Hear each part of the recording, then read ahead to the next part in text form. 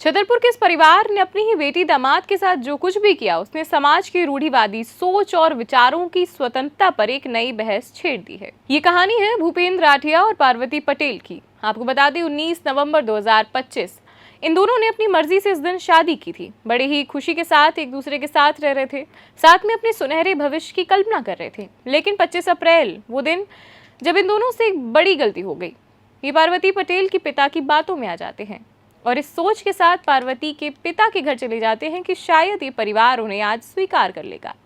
पार्वती के पिता खुद्दीन पटेल द्वारा अपनी बेटी से कहा जाता है कि घर आ जाओ, हम तुम्हारी शादी धूमधाम से करेंगे और अब तुम्हें यहाँ वहाँ भटकने की जरूरत नहीं है। इस बात पर बेटी विश्वास कर लेती है और अपने ही पति से बार बार अपने घर चलने की जिद करती है। और जब ये दोनों घर पहुंचते हैं तो एक दिन उनकी बेहद अच्छे तरीके से खातिरदारी की जाती है, लेकिन अंदर ही अंदर इस जोड़ी के अंत की कहानी लिखी जा रही थी। अगले दिन ही लड़की का परिवार भीमकुंड चलने की बात करता है और ये दावा करता है कि वहां इस जोड़ी की शादी धूमधाम से कर दी जाएगी।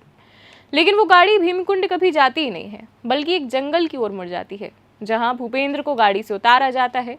भूपेंद्र पूछता भी है कि यहाँ हम क्या कर रहे हैं, लेकिन कोई जवाब नहीं। जवाब मिलता है पत्थर से। भूपेंद्र के हाथ पैर बांध दिए जाते हैं, पत्थर मार मार कर उसकी कई घंटे तक बेरहमी से मारपीट की जाती है। और क्रूरता की हद देखिए तब पार हो जाती है जब लड़की के परिवार वाले, उसमें उसके भाई, चाचा और पिता, भूपेंद्र के चेहरे पर पेशाब करते हैं। इसके बाद लगातार जाति सूचक शब्दों का इस्तेमाल किया जाता है।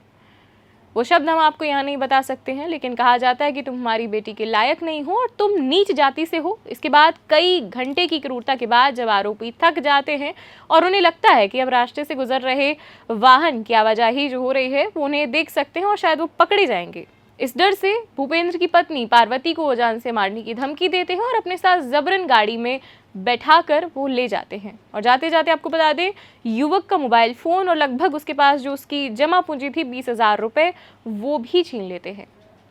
किसी तरह भूपेंद्र एक रात उस जंगल में छुपकर बिताता है।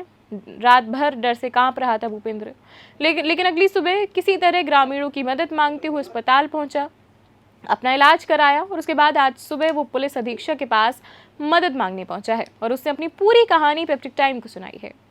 खैर, इस घटना ने एक बार फिर समाज के उस कड़वे सच को सामने ला दिया है, जहां अपनी पसंद से जीवन साथी चुनना आज भी कई परिवारों के लिए टैबू है, यानी इज्जत का सवाल बन जाता है। सवाल यह है कि आखिर कब तक रूढ़िवादी सोच और बच्चों के अधिकार और उनकी खुशियों पर भारी पड़ती रहेगी। बहरहाल, आप इस मुद्दे पर क्या सोचते हैं? आप किसके पक्ष में हैं? जो भी आप विचार रखते हैं वो हमें कमेंट सेक्शन में ज़रूर बताइए। अभी के लिए इतना ही, धन्यवाद।